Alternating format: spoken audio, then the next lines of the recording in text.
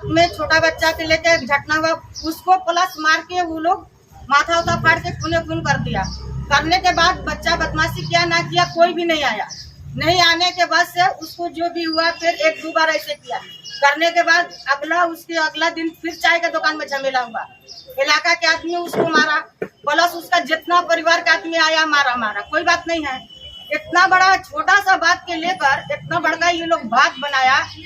हम लोग भी जानते हैं कि रोड जाम करने या घेराव करने से एप्लीकेशन देना होता है, चाहे जो कुछ भी। प्लस एनटीएस मोड़ के 1 घंटा दुकान बंद था। दुकान बंद होने के बाद 1 घंटा रोड को जाम किया गया। प्लस वो बात नहीं है, जाति धर्म को लेकर बात किया कि मुस्लिम लोग घर से बाहर नहीं निकलने देता है, और ये ज्यादा फंसता था और ये बंदूक मांगता था। तुम कहाँ पर रहता है ये भी हम जानते थे कि तुम कहाँ से रहने वाला है। छोटा बात को तुम इतना बड़का बात किया, क्यों किया? जात पात के बाद। मेरे कहने का मतलब झमेला हुआ चाहे जो भी हुआ, मोहल्ला के आदमी नहीं आया और नहीं उसका गुष्टी खानदान आया नहीं आया। चाहे कोई भी उसके पेट पर वो लोग जाना गया कि बदमाशी किया उसका सजा। हमारे मतलब जो बदमाशी कर रहा है, जो दोषी कर रहा है उसको शासन करो, उसको मतलब सजा दीजिए कि पूरा मोहल्ले वालों को।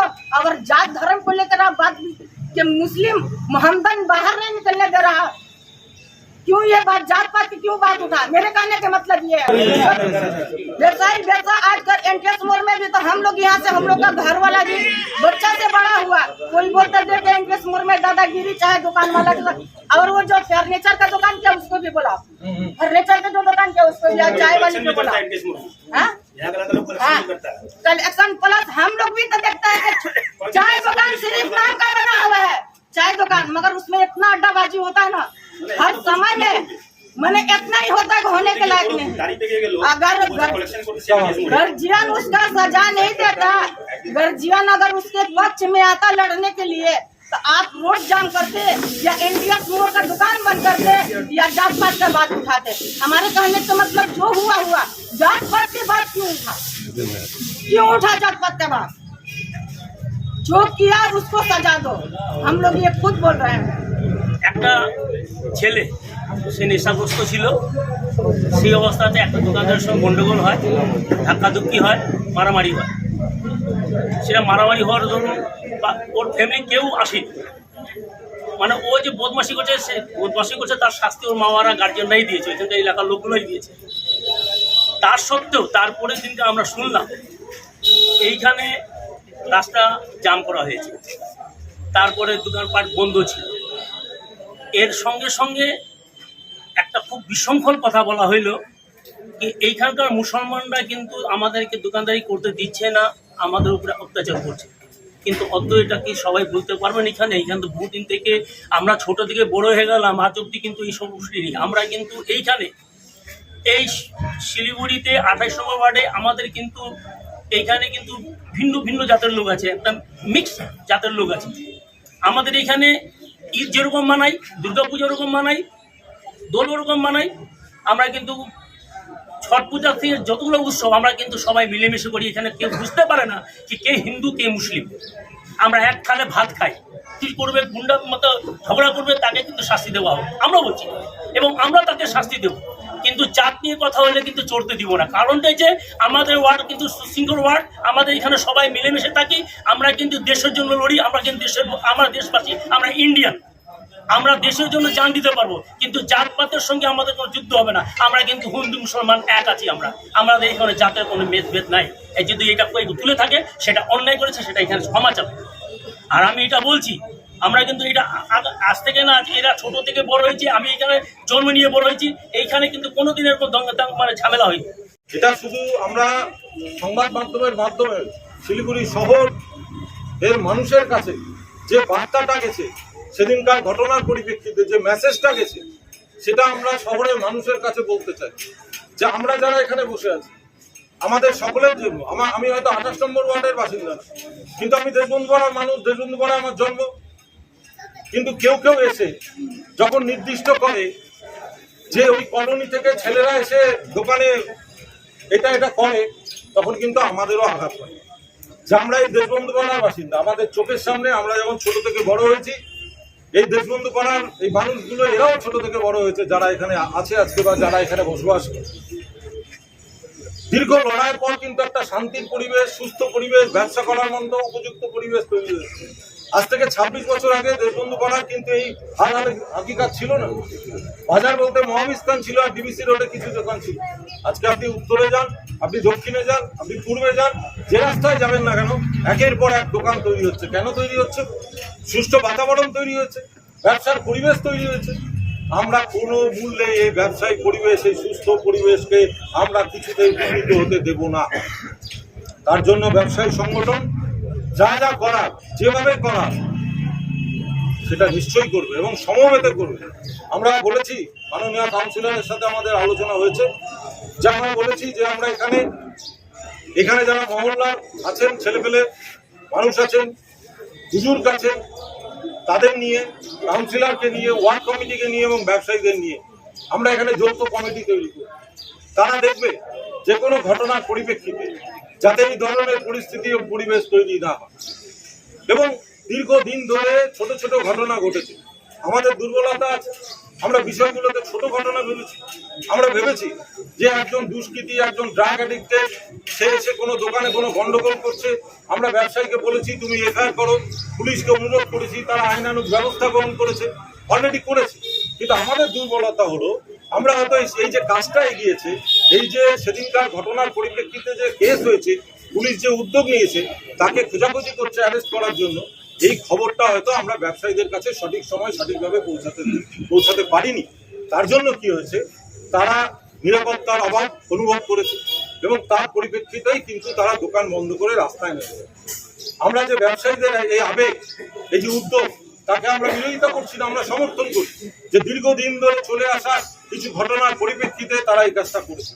কিন্তু তারা যেটা ভুল করেছে সেটা হচ্ছে, যেটা বাবলিদি বললেন খুব সঠিকভাবে, যে তারা কিন্তু এভাবে হঠাৎ করে পথ অবরোধ করা যায় না।